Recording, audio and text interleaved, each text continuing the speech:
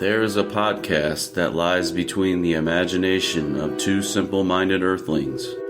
Travel with these two longtime friends, Jimbo and 80s E, as they attempt to explore the fifth dimension. Follow along with them as they take the key and unlock the door to the vast space between shadow and substance. This podcast is one of trivia, of insight, and of sounds and ideas from one of the greatest television shows ever produced. You are embarking on a timeless journey. There is your signpost up ahead. You are entering the tragedy of cinema's Twilight Zone.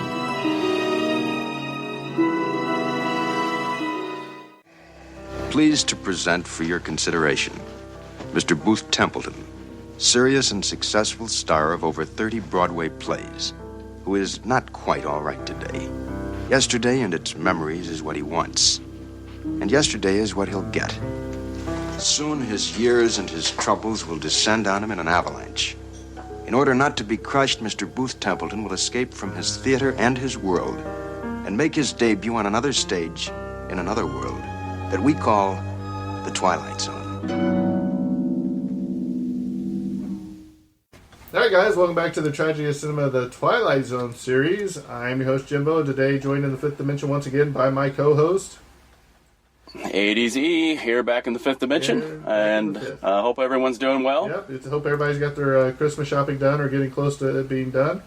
Today we'll be talking about Season 2, Episode 9, The Trouble with Templeton.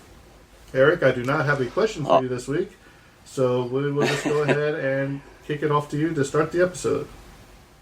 All right, The Trouble with Templeton. This is the Twilight Zone season number 2, and it's episode number 9. And this was directed by Buzz Kulick, and it was written by E. Jack Newman. And I have a little notation here about E. Jack Newman. This was his only contribution from a script perspective. The notation that I have here says this: while Serling confessed to not buying a single script from any outside submissions, this script must have intrigued Serling, for E. Jack Newman became the first outsider other than Beaumont and Matheson to submit a plot synopsis and receive a contract. And that's from the book by Martin Grams Jr. entitled The Twilight Zone, Unlocking the Door to a Television Classic. So I thought that was an interesting little notation that E. Jack Newman got a script. He got it squeezed in there. We have some featured music by Jeff Alexander. And this original air date for this episode was December the 9th, 1960. And it had a total production cost of $50,183.38. And when we adjust that for inflation, we're at a tenfold inflation rate of about $505,244.91 for a 906% increase. Again, I would say that that's a steal. If you could produce a television episode for $500,000 in today's time and space, you'd be doing really well, and you probably would be well under budget if you were producing a television show for that amount. Jimbo, do you have some other line items and details that you have about Absolutely. The total cost? So a couple of things is, it's always amazing how they rehearse for a day or two and then they go into the filming. It's usually either 1 or 2 days. So the dates of the rehearsal for this one was October 4th and 5th of 1960, and the dates of the filming was October 6th, 7th, and 10th, 1960, which I'm assuming that means they took the 8th and 9th, which was probably a weekend off. Some line items: the producer and secretary was $1,775. The story and secretary was $2,393. The director was $1,250. The cast, great, vast improvement over last cast, $6,450.93. Unless it was a typo in the book I have, that could be too, where it was $6,000. We'll have to crunch the numbers. We'll get back with you on that. The unit manager and secretary was $350. The production fee was $825. Agent's commission was $2,500. The legal and accounting was $250. Below the line charges for MGM was $31,961.89. And below the line charges in the line of other was $2,427.56. And the total production cost, as Eric stated, was $50,183.38. When you see a production cost like that, it's no wonder that they tried to go to tape, you know what I mean, for a couple of episodes. You know what I mean? Right. About $10,000 higher than probably the one they wanted to do. So let's go ahead and jump into the cast real quick. The great Brian Aherne played the main character, Booth Templeton. He was in A Night to Remember in 1942, and he also played King Arthur in the movie Lancelot. And I have a little excerpt from my trusty Twilight Zone companion book that every Twilight Zone fan should have. So here we go. Cast as Templeton was Brian Aherne, and a better choice could not have been made. Like Templeton, Aherne had been a great actor, superb as the Emperor Maximilian in the movie Juarez. At 58, he was still a remarkably handsome young man, or not young, but a handsome man, and a perspective and skillfully performer. Hey, Eric, he was almost as old as you. But when he received the Twilight Zone script, he didn't know what to make of it. When I first read the script, I thought the writer must surely be out of his head, which he said at the time. Then Rod Serling suggested I have a look at one of the earlier shows. I'd never seen it before, and I'm not much of a TV fan. Then I realized what Twilight Zone meant, and that the script was really an excellent one. Brian Aherne was just a charming, wonderful, delightful man, a terribly professional man, and one of the nicest people that I've ever worked with, says director Buzz Kulik. He was very touched by what he had to do. It was a very, very real to him. As for himself, Kulik admits that he too was moved by the material. Maybe it was because it was about the show business, maybe because I could relate to it myself much more than most things, but I've always had a very special affection for that show. Moving on with the cast, we have Pippa Scott being played by Laura Templeton. She was in Auntie Mammy in 1958. And then, yes, the legendary producer, director, executive producer, Sidney Pollack played Arthur Willis in this show. You may know him from movies such as Tootsie. Some other ones he's been either a producer, executive producer, or acted in was Cold Mountain, The Talented Mr. Ripley, Eyes Wide Shut, where he played Victor Ziegler, Sabrina, Sense and Sensibility, Death Becomes Her, which we've covered on this, where he was a ER doctor, uncredited. Searching for Bobby Fischer, that's another great movie about chess. King Ralph, The Firm, Jeremiah Johnson, where he was the director. So this guy, he was everywhere. And he's been in a lot of stuff, and directed a lot of stuff, and then produced a lot of stuff. Then you had Dave Willock, who played Marty in Whatever Happened to Baby Jane, where he was Ray Hudson. He was also in Queen of Outer Space in 1958. Then you had King Calder, who was Sid Sperry, and he was in The Best of Broadway in 1954. Larry J. Blake played Freddie. He was in Sunset Boulevard in 1950, as well as Hang 'em High. David Thursby played Eddie, so you had Freddie and you had Eddie. In 0 Hour in 1957. You had Charles Carlson played Barney Pfluger. I thought he did a really good job in this. He was in Death Valley Days in 1952. You had George Boyce, who was in How to Stuff a Wild Bikini, where he played the waiter. And there's several other ones in here that are uncredited, but I'm going to go ahead and mention this one. You had George Ford, who was in Some Like It Hot, where he was the bar patron, which we've covered Some Like It Hot from 1959 on this podcast before. So, Eric, that is your cast of The Trouble with Templeton.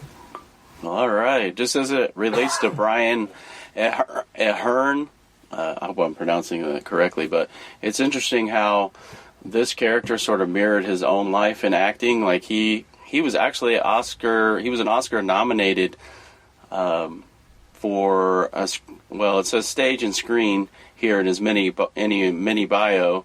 A stage and screen actor who was the top cinema character actors in the 1930s, 40s, and 50s. So he had established a long resume of acting in his own right, and he was actually born in 1902. I thought he was English, and I went back, and I was right. He was born in Kings Norton, Warwickshire, England, and he performed as an actor as a child. So he's a child actor. He goes way back, and he made his first debut acting as an adult at the age of 18, and he was in theater productions and so forth. So I thought that was kind of cool as you were going down the cast list there, and I went back and looked at a little mini bio of his life and how it actually mirrors the character that he plays here in the Twilight Zone. That's pretty cool. So let me move along with the plot of this particular episode. Booth Templeton is a renowned stage actor who has reached a stage in his personal life where he has idealized his past. In particular, he had fond memories of his first wife, Laura. And again, in the episode, it says that they were married at age 18 and that Laura passed away at age 25. And that brings him a great deal of distress and sadness. And he sort of lives his life in this episode through that lens of everything kind of stopped at age 25 for him. And he misses her, and it goes on. Let me go on with the plot. It says, after a stressful encounter at the theater, he walks out of a stage door and finds himself in 1927, where he joins his wife and best friend, Barney Pfluger, for dinner. It all reminds him that his past was not as rosy as he may have remembered it. So lots of fond memories, but, he idealizes his past in this episode, and he is quickly brought back to reality in the episode. So let me launch right into it. And Jimbo, do you got anything as far as any opening scenes? Yes, I things do, that you got? I do have a quick thing at the beginning. At the beginning of this episode,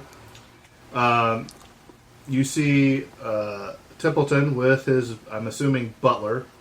And he's looking out the window and he sees his wife flirting with, I'd say, the pool boy, cabana boy, whatever you want to, groundskeeper. Yeah. And, he says, and his butler gives him this pill, and he or medicine of something, and he drinks it. And he's like, I should have known that somebody my age marrying somebody that young, what would happen? There'll be a day when she hopes that this pill doesn't do what it's supposed to do, and I'm going to hope the same thing. So my question is twofold. Number one, what do you think the pill was that the butler gave him? He has to have some sort of illness or preventative medicine.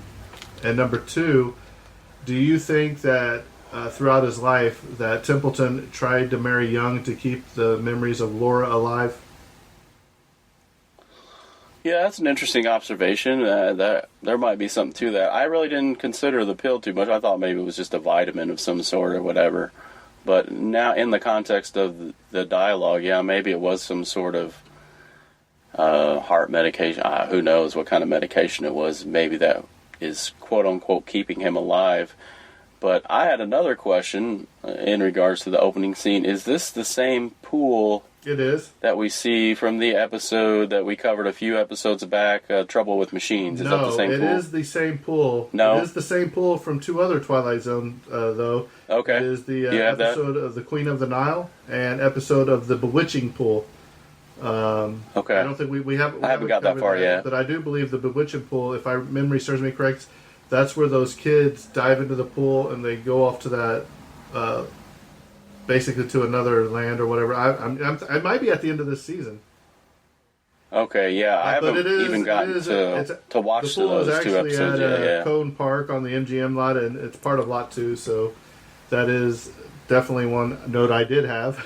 Okay, yeah, that was one of my questions, because it looked similar to the episode that we covered a few episodes back, the Trouble with Machines, but I wasn't for sure. I know that they reuse a lot of sets and props and pools and stuff, so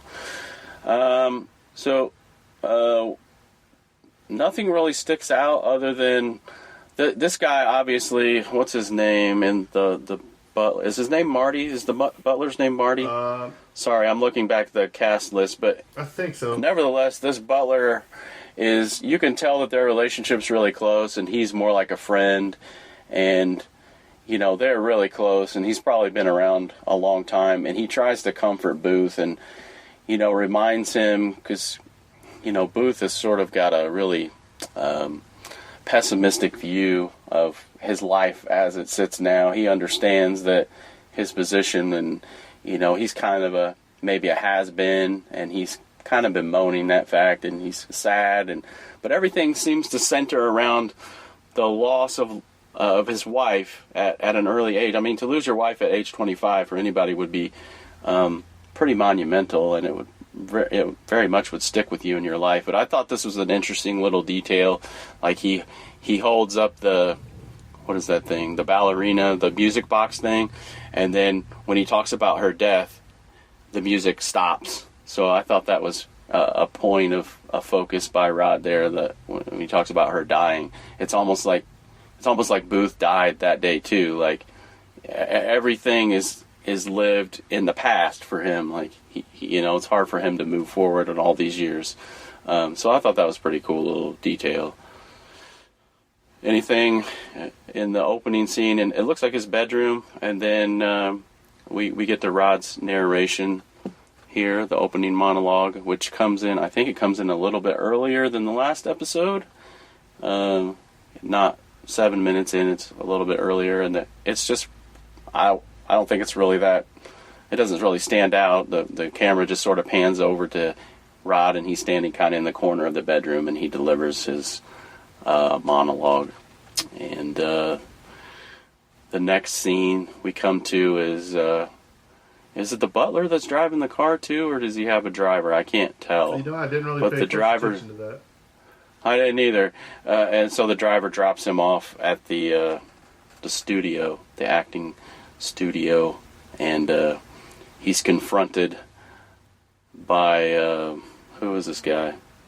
Arthur Willis? No, it's not Arthur Willis. Sid Sperry, that's the guy. I think he's like the owner of the club, and he's the one that's put this new director in charge of this production that Booth is a part of. And Booth is really not. He's not really into this production, really. He's kind of half-heartedly going. He doesn't really want to go to begin with, and that, he shows up. But Jimbo, did you have something? Did you catch the theater they're at?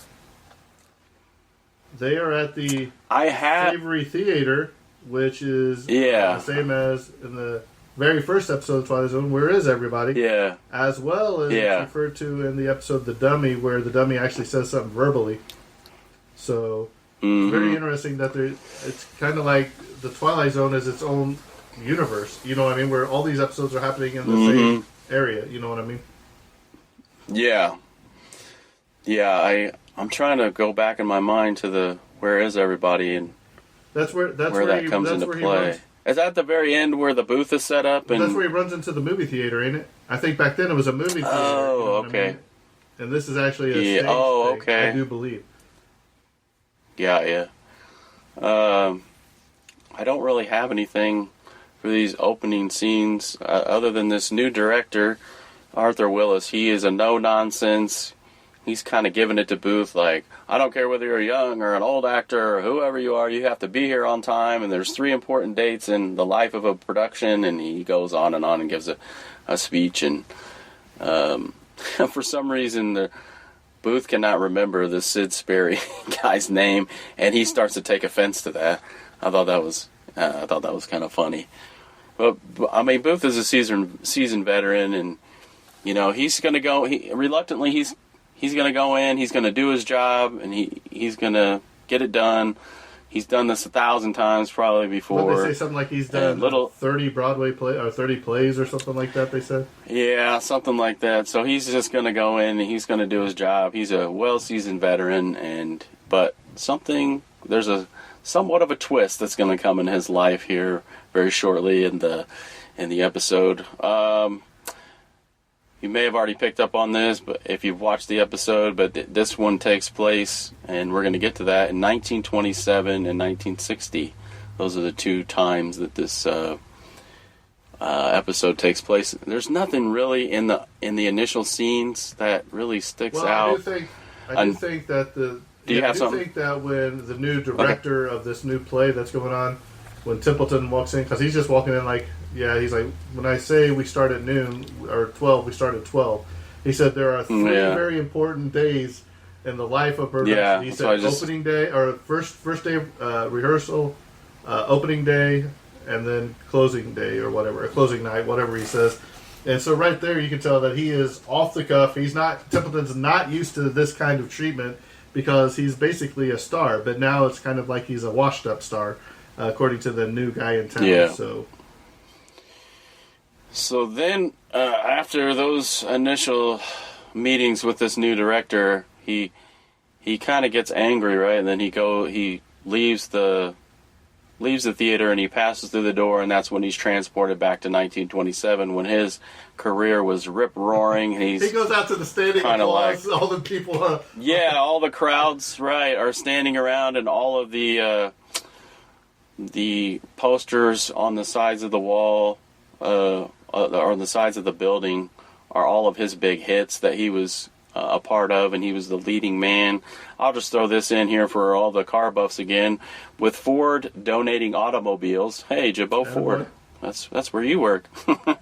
With Ford donating automobiles for most of the Twilight Zone production, it comes as no surprise that the Model T featured in the 1927 scenes is a Ford. So there you go. A Ford Model T is showcased in this particular episode in the 1927 era. Who is this guy that he confronts in the alleyway here? It's like one of his old stagehands, and he gives him a bit of really important bit of information that Laura is at the speakeasy, and Booth is just shocked. Like, Laura is alive, and he's about to go meet her. It's funny because he's like, "You mean she's not dead?" And he's like, "She's the prettiest ghost I've ever seen. No offense." Yeah. Right. And so then we go to commercial, and then I think this is the second act where Booth, he is running to the speakeasy. And I guess it's important to note this is the time during Prohibition.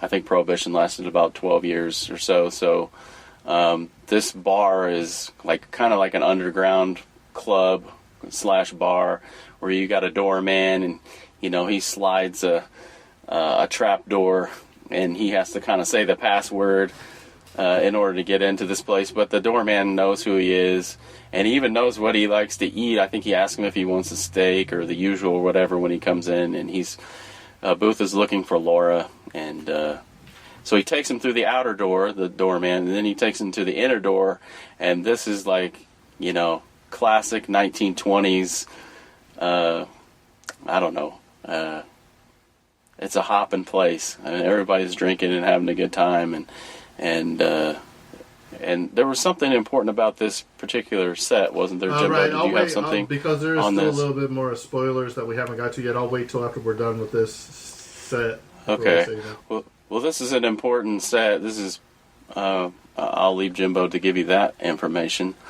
So Booth finally sits down with Laura and his best friend Barney Pfluger, and this place is a scream. They're doing the Charlton and all of those 1920s big band music that my grandma used to listen to when I was a kid, and it's pretty cool. The atmosphere looks really great. It's exciting, and don't really have anything as far as trivia as far as this scene is concerned, but I will say initially when he meets Laura, it is not a grand reunion. She seems sort of disconnected, and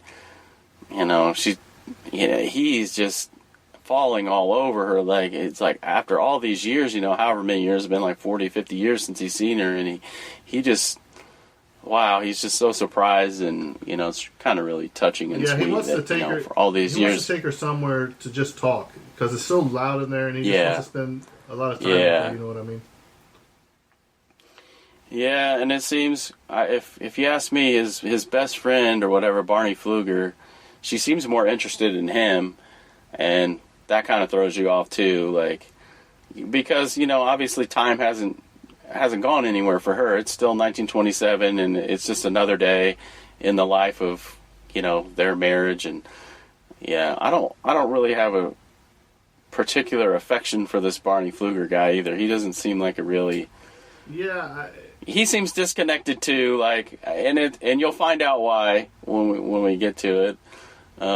I guess I don't know. It's not really a spoiler, I guess, if you've already seen this episode, but Booth is trying so hard. He just wants, again, like you said, Jimbo, he just wants to get her alone, and he wants to probably tell her a million things that have happened in his life, and he just wants to reconnect with her, and she's more about having fun, and, living in the moment, and, so nothing. Oh, that's an interesting note that we see. Like, if you look at Laura, she's fanning herself at the table because it's like really hot, and you don't know it, but that's a script that she's fanning. I took a picture of that, and you can actually see what it says. I'll send it to you after this. Do you think it's an actual script of the actual episode? No, I think it's. No. I don't want to tell you what I think it is at the moment, but I think it's the script. Okay. It's a script of what. It could be part of the script of the episode they're in. Do you understand what I'm saying? Okay. Yeah. That's what I thought maybe it was. I thought, that it was the actual Twilight Zone script that she was fanning herself with. I don't have anything, Jimbo. Why don't you jump in here and give me something from your trusty companion? Let's go a little bit further. He's like, I don't understand, and she's just like, he brings a drink back. He's like, why don't you give one of here, Templeton? This is for you. And she's like, oh, this is for me. And she gets up and she starts doing this jive dance, dude. You know what? Yeah. Swinging your hands and legs and all that. Yeah. And, she's got pearls on, and Templeton doesn't understand. And he goes out there and there's actually I couldn't see it when I watched it, but I was looking for it.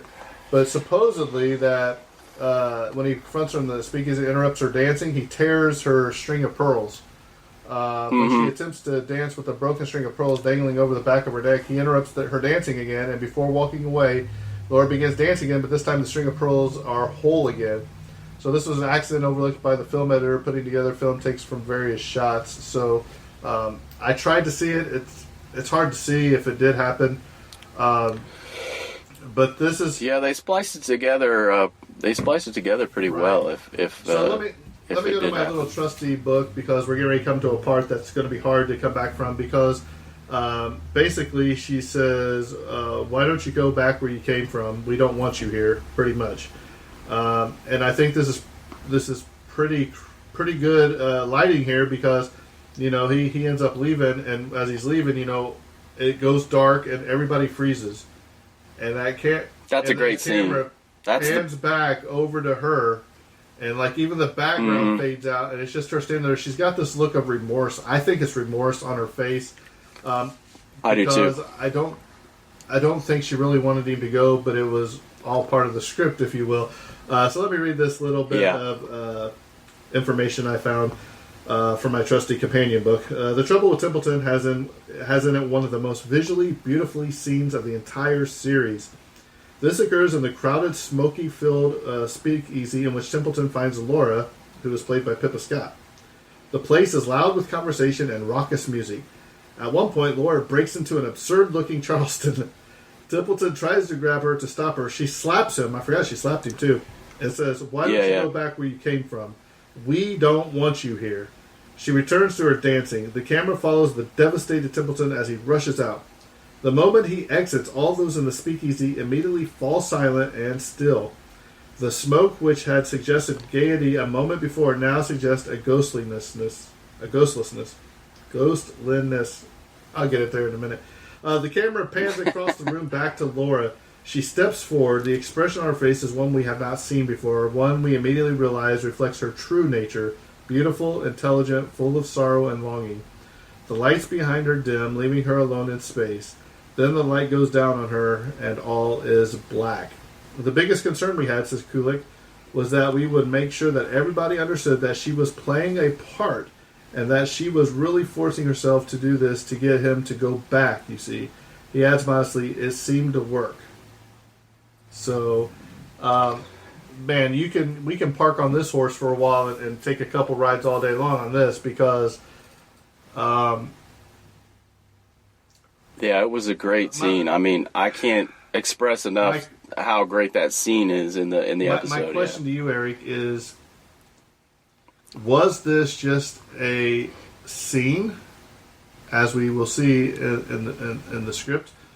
Or do you think it really was her? Did he really go back to see them? Do you think this is like their purgatory? Because they are stuck here, and she's like, basically, she's forcing him out of here. It's like, we don't want you here because you don't belong here. You know what I mean? You're not dead yet. You know, you're still alive. We are dead, because he says, Barney, you're dead. The guy that he sees at the door, he says, well, you're alive. You know what I mean? The guy that lets him in the door or whatever. There's several people in there that are dead. So that was what I was drawn to. That they're trying to get him out of there. Maybe he's having an episode with that pill he was taking. I don't know. That's what I drew from it. That it's not his time to go. He needs to go back to where he was because his job's not done yet in the real world. That's just a little thing I drew up from it. I don't know if it's true or not, but I like it. I like my idea. Yeah, again, that scene is just so perfectly executed, and I think they are. They want Booth to go and live his life. They don't. I mean, call it purgatory, call it whatever. I mean, you just feel for the guy up until that point when he pulls that script out of his pocket. You know, the Twilight Zone twist, if you will. You're just heartbroken for the guy because everything that he's hung his hat on just kind of disintegrates in front of him, and like he's just devastated by it. And then you get a glimpse of the twist on that awesome fade out, and then their looks of just like, oh, we had to do it, and we had to do it for his own good because, you know, he can't live in the past. He has to go on with his life, and, you know, we don't want him here. Really, they're saying it, you know, in a harsh way. Get out of here. We don't want you here, but for different reasons. They don't want him here for good reasons, but they have to make it seem they have to follow the script. Did your heart tug for his wife at all, Laura? Did your heart just pull for a little bit, especially at the end, knowing that this will be the last memory he has of her, is her slapping him and then telling him, we don't want you here. You know, I mean, when you look at her and you can just see like she's devastated that what she just did. Yeah. My heart kind of went to her a little bit too, not only to Templeton but as well to her. So, why don't you go ahead? Yeah. Let me take over when he walks. Sorry, let me throw in some quotes here. You know, as Templeton's up against that wall, he pulls that script out, and he says this: "Acting. They were acting for me. They wanted me to go back to my own life and live it." Here's a question up for debate. Should that line have been used? Or I wrote, if that line had been left out, do you think the audience would have come to that conclusion on their own? That's an interesting thought. And like if he wouldn't have expressed that they were acting and they just left that Booth's line out of the dialogue, do you think that the audience, by that scene alone, I think the answer is yes, by that scene alone where it zooms in on Laura and everything fades to black, would people have put two and two together that, oh, they were just acting for him without Booth actually saying what I would have liked to have seen, if that's the case in the script that, you know, he's reading, oh, he's going back and he's saying all that, I would have loved to have seen that last page when it said that the light fades back from Laura and Laura standing there with a look of regret or sorrow or something. You know, if that's the case, I think that would have had to be in there, and for him to realize that was happening about acting, just to make sure everybody understood where it was coming from. Yeah, so we wrap up the episode. Booth has a whole... Once he realizes that they were all acting on his behalf and that his wife hasn't forgotten about him and that, you know, that was a sort of an act of love that she sent him back to live his own life and that she did care about him. Boy, what a twist and a turn. Now he goes back with he's invigorated. He's got new enthusiasm about this production that he's doing. He's going to really live the best last years of his life the best that he can, you know, doing what he loves and doing it to the best of his ability. I think he gets a new lease on life, if you will, going forward, and Laura did that for him by releasing him from those memories, if you will. And I like what he says to the play owner. He's like, Templeton, are you in? He's like, yes, I'm in. And then he tells the other guy, he's like, hey, you know, nobody of the outside is supposed to be in here. Why don't you go ahead and get in? So he's reinvigorated his own life too, where he kicks the the guy that hired the new guy or whatever, kicks him out of the theater, and he's ready to get to work. So you can see his new lease on life. You know what I mean? I think that's very interesting too. Yeah. Anything as far as questions and observations? If you don't have anything, I've got a few things here. Okay.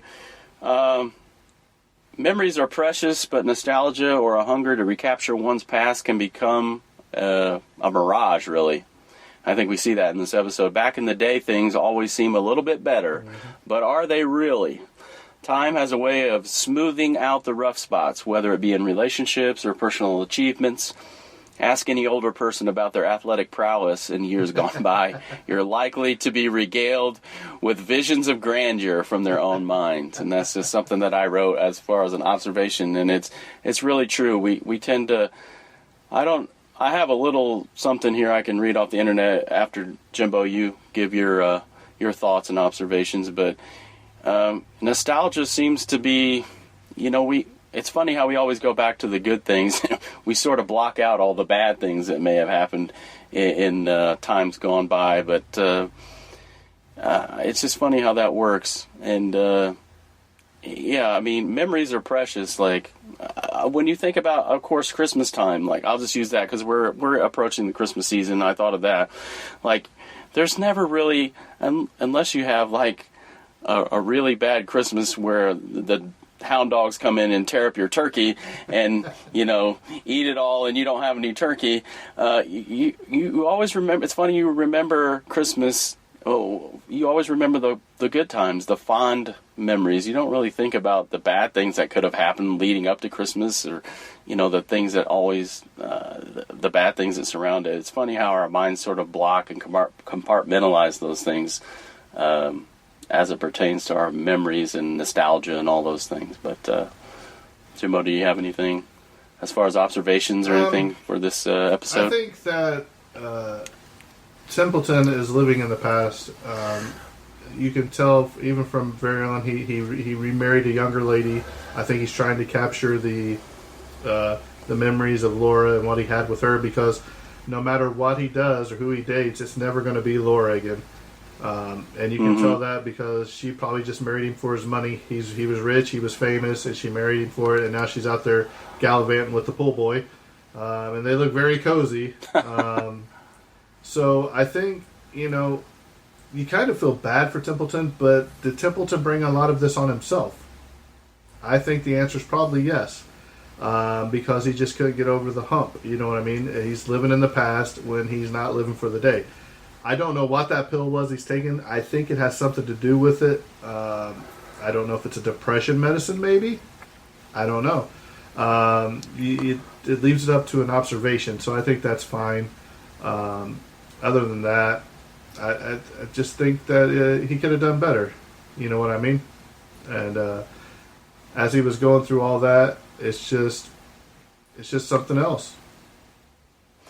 Yeah, I definitely think that he's caught up in a life. Can you hear me okay now? I can. Okay. Sorry, we might have had a little glitch there. Had a little power outage or something there for a second. We're having all kinds of trouble today, but let me read this from the internet as far as this little paragraph that talks about nostalgia, okay? And this is from howstuffworks.com. And it says this: as far as sensory triggers go, music is powerful, and songs from adolescence and young adulthood are particularly so. A fact not lost on advertisers who infuse commercials for everything from cars to yogurt with tracks that their target audience grew up with. Experts theorize that music from this period of our lives is most strongly associated with emotional memories due to properties of adolescence, the properties of an adolescent's brain. The neural activity activated by a song we like, which causes a release of feel-good chemicals called dopamine, and it is activated to a greater extent between the ages of 12 and 22. That extra intense reaction becomes associated with the events and emotions going on while the song plays. And the emotions going on while the song plays are an extra intense too, as a result of those raging hormones at work in the brain. So I thought that another trigger is smell, which I didn't know that, and I won't read on about that, but smells and sounds can trigger nostalgia in the brain. And even in talking about Christmas, why do you think they play Christmas songs every year, and your mind is transported back to when you were 10 and you got a new bike for Christmas when you hear that, Frank Sinatra song or whoever it might be, that kind of makes sense. Like those things, the way your brain works and it releases that dopamine, and, you have that nostalgic effect. Mm-hmm. But as far as the episode goes, a grade or a rating, I think it was pretty good. I would probably rate it like around a 7 for this episode. I really enjoyed it. And that scene there, again, I've mentioned it over and over, that just blew me away. Like, her facial expression, I mean, she earned every dollar that she earned, that she received for this episode for that one scene, and that her facial expression, because she conveyed, I'm speaking of Laura, she conveyed everything we needed to know about the episode in that one scene. Now, something I don't know if I really paid a lot of attention to, and maybe you did. If you can think back at the beginning of the episode, does his new wife look like Laura? It's really hard to tell because it's shot from a distance out through a window, and I think her back is turned for most of that scene. I just didn't know if maybe he was trying to capture the exact same thing, you know what I mean? Yeah, it's possible. I watched this. Let's see. I watched it once about a week ago. I watched it once last night, and I watched it once right before we started recording. And it's amazing. The more times you watch an episode, the more stuff you pick up on. The more your mind wanders to different scenarios or things that could happen. For me, mm-hmm. I think I'm going to give this an 8. I think it's definitely probably one of the upper episodes of the season. Now, when I first started this, I didn't think so when I watched it the first time. But now that you sit back and you dive into some of the other research and you start paying attention to some of the dialogue and some of the little things you might have missed, nuances, I think it deserves to be up there with one of the best we've seen so far this season. So that's my take on it. So, Eric, I definitely would agree. Any final thoughts? Nope, I think we both gave this episode 2 thumbs up and a full round of applause. Oh, we don't get a boo, boo, boo, a wah, wah, wah, or anything? No. This one I think will stand up. I thought it was a good episode on many accounts. Right. And we're back to 35 millimeters, so Angry's E can go away for a little while, for a few episodes, until we get to the night of the meek. Right. Well, thanks again for joining us once again for the Twilight Zone series. We appreciate you guys listening. If you want to follow us, we are on the Facebook at the Tragedy of Cinema at gmail.com, or the Tragedy of Cinema Facebook group on Facebook. And you can email us at the Tragedy of Cinema at gmail.com. Well, Eric, with that being said, I think this episode's coming to close, and that's a wrap. And cut. Mr. Booth Templeton, who shared with most human beings the hunger to recapture the past moments, the ones that soften with the years. But in his case, the characters of his past blocked him out and sent him back to his own time, which is where we find him now. Mr. Booth Templeton, who had a round-trip ticket into the Twilight Zone.